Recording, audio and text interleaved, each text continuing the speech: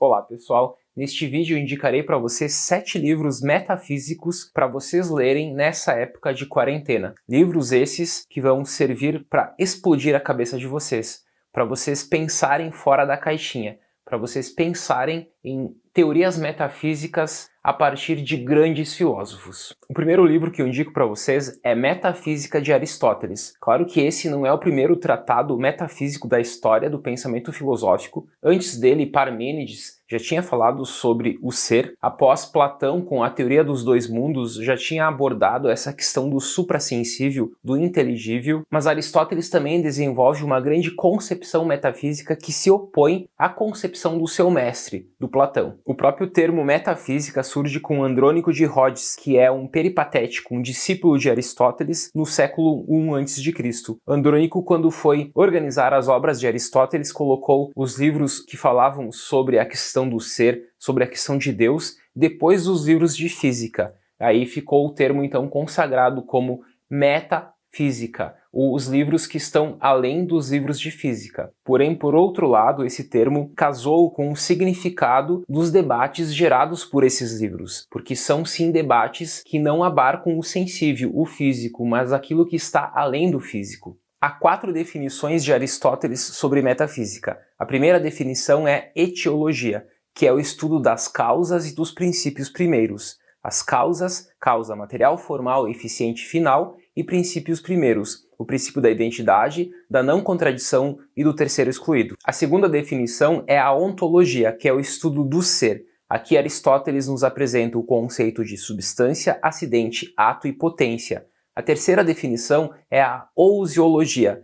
que é o estudo da substância. A substância, segundo Aristóteles, ou a essência, é uma das 10 categorias do ser. E por fim, a teologia, que é o estudo do suprassensível, de Deus. O segundo livro que eu indico é Meditações Metafísicas de Descartes. É nesse livro que Descartes nos apresenta a sua dúvida hiperbólica e por meio dela ele chega à ideia do cogito ergo sum, penso logo existo.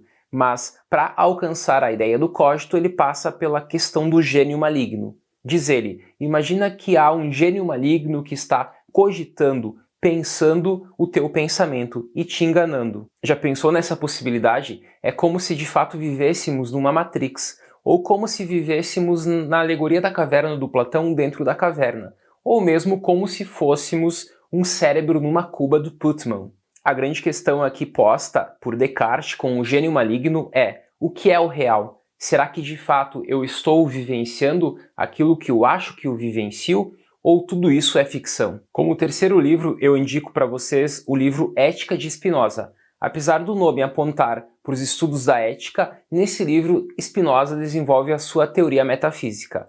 E nele, ele nos apresenta os 3 conceitos: substância, atributos e modos. A substância é Deus, a partir então de uma leitura panteísta, porque tudo para ele é substância. Os atributos são infinitos, porém nós conhecemos apenas 2, que são res cogitans e res extensa, a coisa pensante e a coisa extensa. E os modos são as modificações da substância. É o mundo.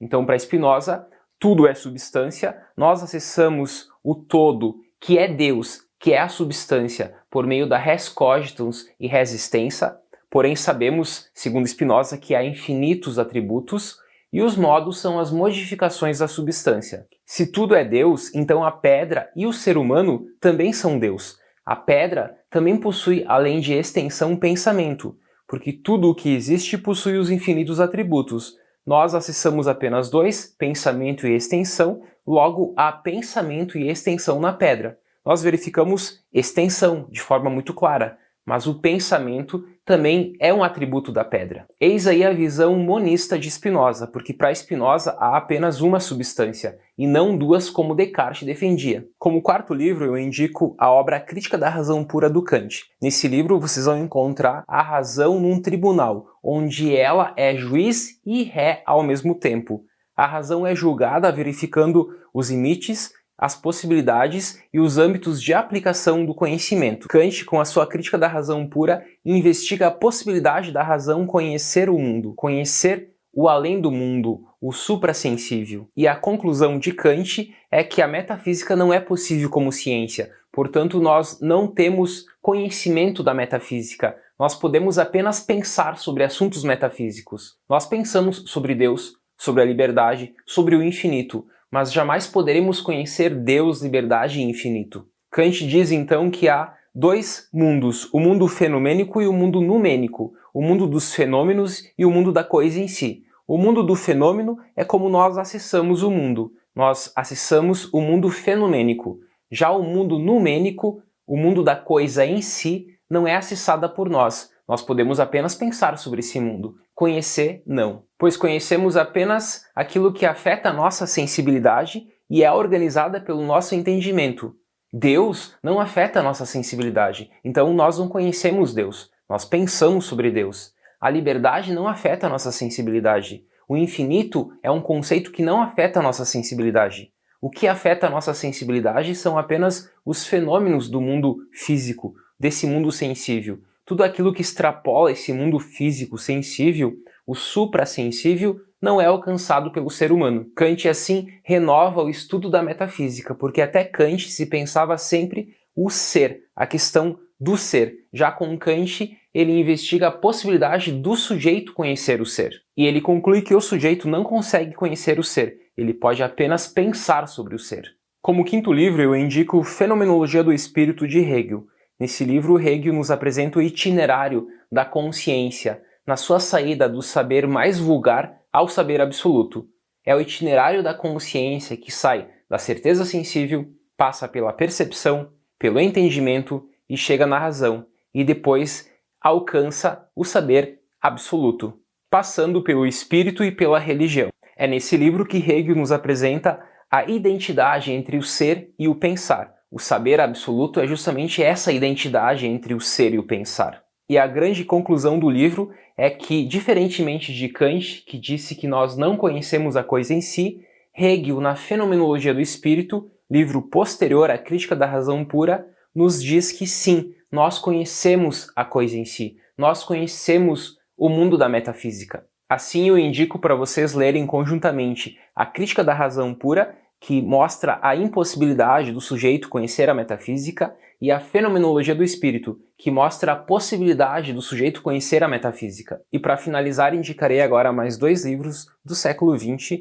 Ser e Tempo, do Heidegger, e O Ser e o Nada, do Sartre. Heidegger diz que a metafísica tradicional procurou algo impossível, indagar o sentido do ser a partir dos entes. E Heidegger nos apresenta aqui com esse livro a relação do ser com o tempo. Ser é tempo, segundo ele. O tempo se rearticula com o nosso ser, que se rearticula com o tempo. Devemos assim entender o ser num prisma temporal, transformando ontologia em cronologia. Mas claro que o conceito de temporalidade de Heidegger ultrapassa a noção ordinária de tempo. Heidegger nos ensina que é a partir de uma análise do ser no mundo, do ser humano, que podemos interrogar-nos sobre o sentido do ser.